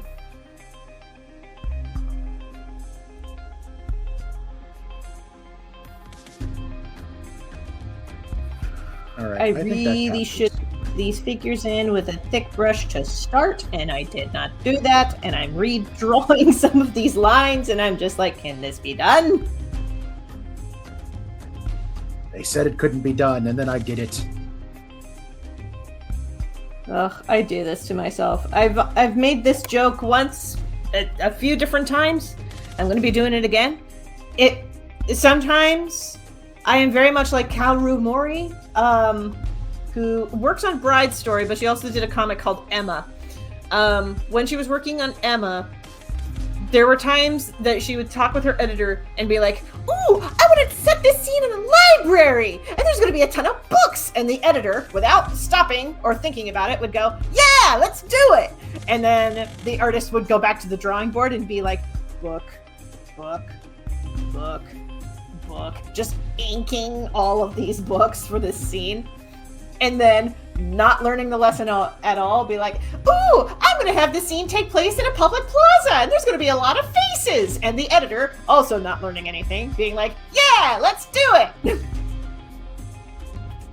And then smash cut to the artist at the drawing board later, being like, "Face, face, face." Trying to remember what I called it. I'm actually going to look this up because it was funny.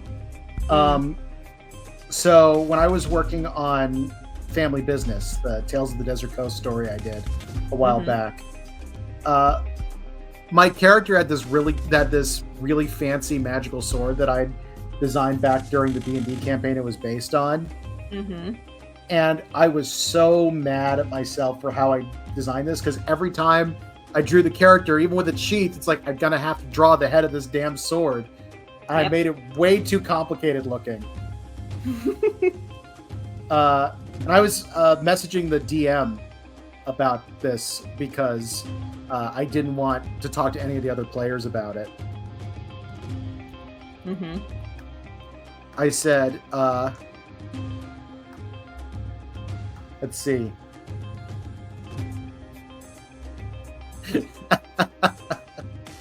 The exact quote was, "Fuck me, what was I thinking with designing Blaze Guard? Stupid fucking blooming onion bullshit."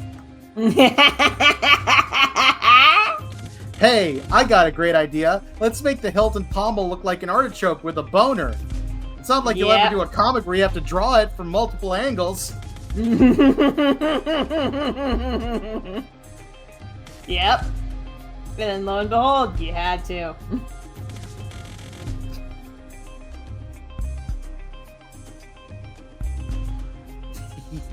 You know my pain. It's true. All right, this page might actually have all that part done.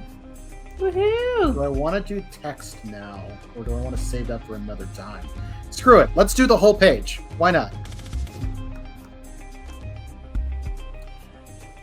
I don't know if you find this helpful at all, but something that saved my butt this past week was doing batches. Because you were onto something when you were like, "I have the first 13 pages already penciled." I'm like, so you're doing it in batches, I see. Oh, here's the only reason I'm not doing this in batches is because I'm streaming it. Oh, gotcha. 100%. Okay. I feel like it's going to at least be more interesting if people see a page go most of the way. Plus, I'm figuring out what my process is going to be for all the rest of the pages. But I definitely will be doing batches. Gonna do all the line art. I'm probably going to do it in stages because I want to get... My next big goal is get the stuff for the first week done, because I have about a week to get all that taken care of. Gotcha. And then I'll be doing all the inks for that, then all the color, then all the text. All right. I just realized I don't have the paper copy of my script handy. I have a computer, which is basically the same thing.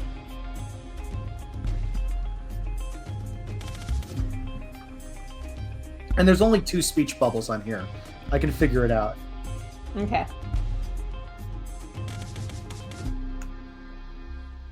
Oh, could you change up the track while you're at it? Yes. Because I was like, when does this track end? It doesn't. Here's the one for What the Gnomes Know. Also Kevin MacLeod.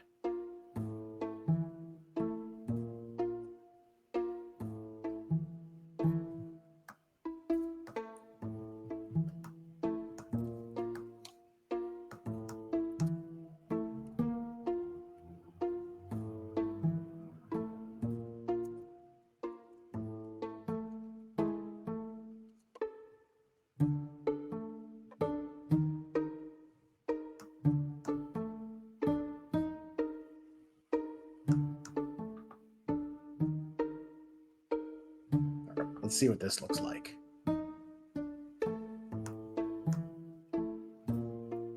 Oh, that's way too thin.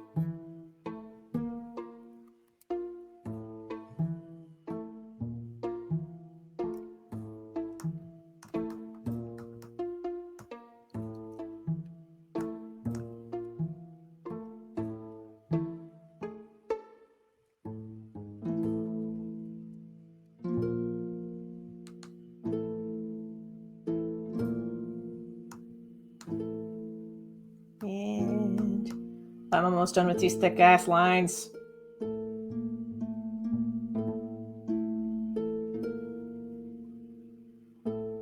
Insert John Mulaney joke of big ass B.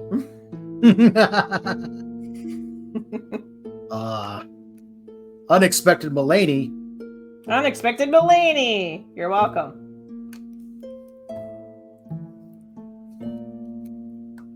Now, I've not seen any of his newest specials, but apparently the man was high off of his fucking rocker in the early part of his career. I saw the first special he did after rehab, and it is fascinating. Oh, yeah? Completely different from his previous stuff in a lot of ways. And it's he does an entire special on being addicted to drugs. Like, that's what the entire special was about. It's still very good. It's a lot of fun, some very funny bits. One of my favorites was he talked about going to SNL while completely high on cocaine. Like, didn't have a show, but he needed a haircut. Okay. It's a very funny bit where it's like he went to the he basically went into the makeup area, and they're like, "Oh, hey John, I know you're doing anything tonight." It's like, "I'm not." It's like, "Oh, well, what are you doing? Can I get a haircut?" We're getting ready for the show. Can I get a haircut? And he's like, and you know, when you're like, it's going to be quicker just to give this crackhead a haircut than try to argue with him. Yeah.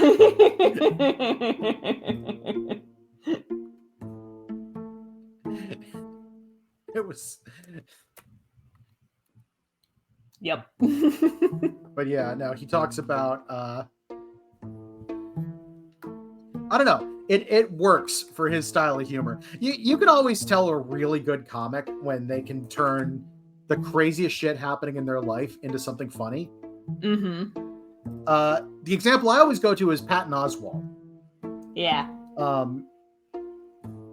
He did an entire special. Well, he didn't do the whole special with it, but the second half of it was all about his wife unexpectedly dying. Oh, shit. It was insane. And the craziest thing about it is it's so good, even though there's such a massive tonal shift with it. The hell does 60 LPI mean?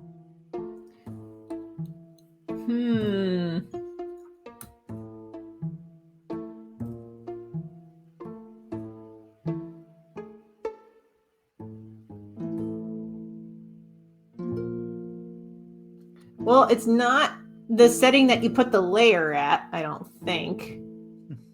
Because I'm looking at like the capacity and the normal, and I'm like, well, that's not saying LPI, so. Yeah, I might just remake the bubble, see what happens, the balloon.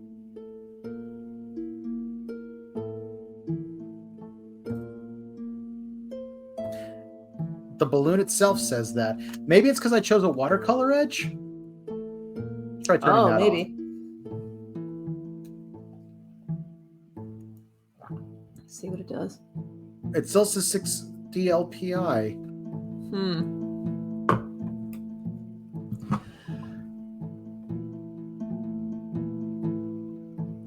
All right, another thing to test.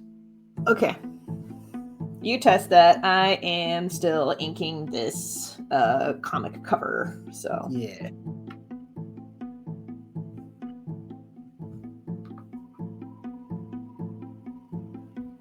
Okay, I have to say something because I can hear my neighbors doing this right now. It took a good month, if not month and a half, for me to realize that the weird noise that I was hearing at like 9:55 at night was my neighbor with an electric vehicle backing up their car to park it. Because I did not know this. EVs make this haunting, creepy noise when they go in reverse. It sounds like, how do I put this? The kind of noise that it makes. It sounds like an Alexa trying to have the quietest orgy so that its roommate doesn't catch on. It's the best way I could describe it. That's an oddly specific situation.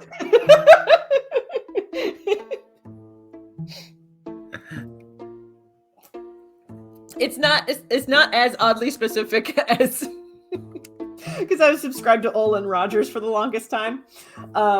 He was telling a story about how he was like hiding in a pantry and trying not to get caught by his friend's mom, and he described his sneeze as sounding like a mouse blowing a saxophone in a keyhole. Like I love that.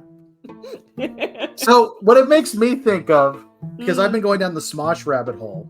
Okay. Smosh does a thing with Smosh Reads Reddit stories. And they had one about a guy who accidentally ended up at a friend's orgy. It's very funny. Go on. But no, the guy was talking about how, like, he was hanging out with friends and they had all had way too much to drink, and the other friends start having an orgy around him. Oh, and God. He's like, here's the problem. I was too drunk to drive home. Oh, no. And also, like, we've been talking about going to the pool later, and I wasn't sure if we were still doing that. And he's like, my guy, there's an orgy happening around you. Probably not. I think people are a little too distracted by the orgy, my guy. What was really funny is they were making fun of him for, like, they just imagined him sitting around while the orgy's happening in his floaties, and he's like, so we still going to the pool?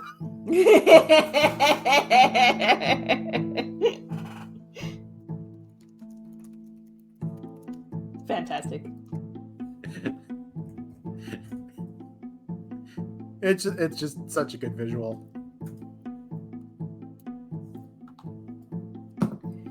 Whew, making progress on my comic cover. Huzzah. I'm gonna check some things off the list. Okay. Put that on purpose. Beautiful.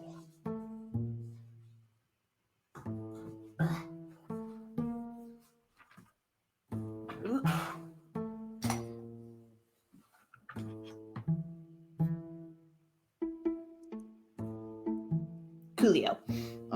The simple joys of being able to do panel breaking speech bubbles. Ooh, yeah, those are fun.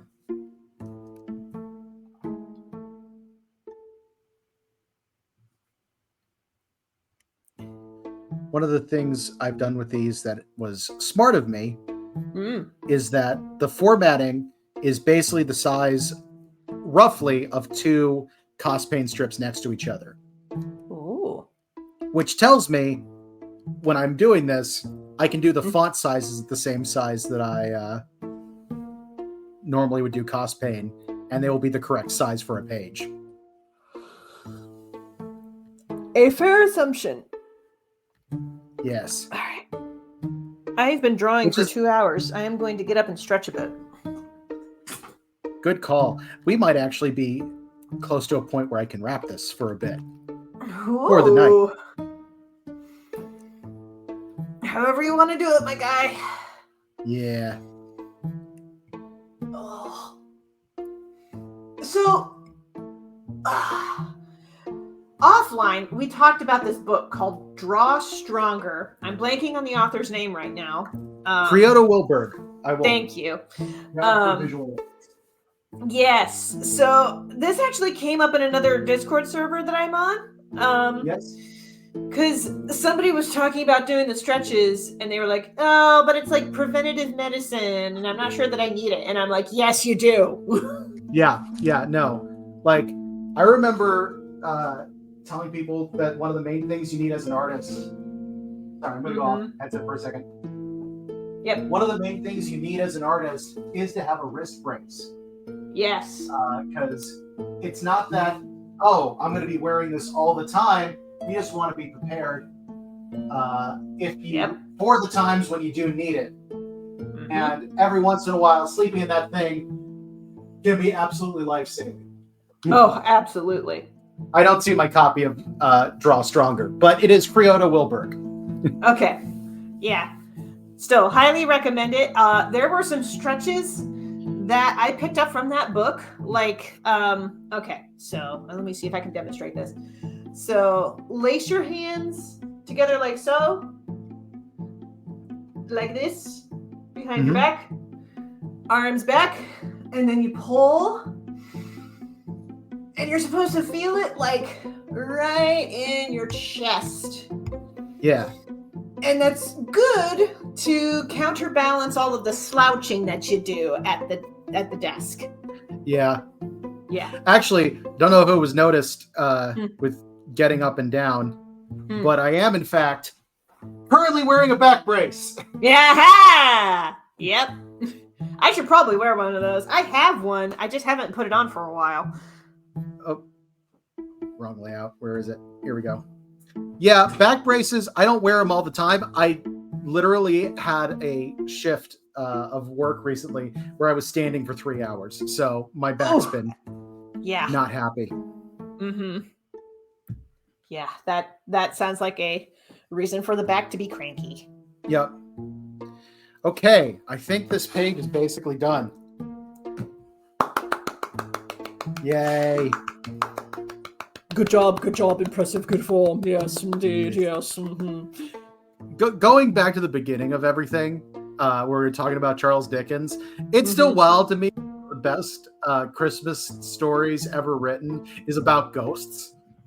Yeah. It's so horror coded. It's great. It is. That's what makes it a good Christmas movie, is the fact that it's like, you know, the name is A Christmas Carol, but it may objectively, like, on the surface have nothing to do with Christmas and everything to do with ghosts. But what's funny is it also has everything to do with Christmas. Like, yes. Okay, it doesn't do anything with any of the stuff we commonly associate with Christmas, of like Santa or honestly Jesus or any of the religious aspects of it. It's about the most important secular parts of Christmas, which are goodwill and charity toward men. Like, yes. And it does I don't know. I like that it captures it, but it's also like, we're not going to do any of the stuff that happens in other Christmas stories. Right. Yeah. Yeah. We see your Santa and we raise you ghosts. Yes.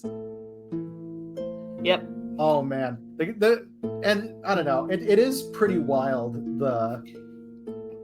I just flashed to freaking, because you and I watched Dropout again. I just flashed to Ross being like, "Time to bring out the big guns." I've actually just been rewatching Play It By Ear. Ooh, I need to rewatch that. Yeah. So I just saw an interesting. I actually came across it off of TikTok, because after I started watching this, I don't actually use TikTok. It's just what came up on Google with the closest thing to an answer. Oh. But I was looking up Play It By Ear season 3, and I got and it brought up a TikTok on why your favorite shows from Dropout are not being made, and why it's Brennan's fault, which was absolutely a rage bait title. It's not true.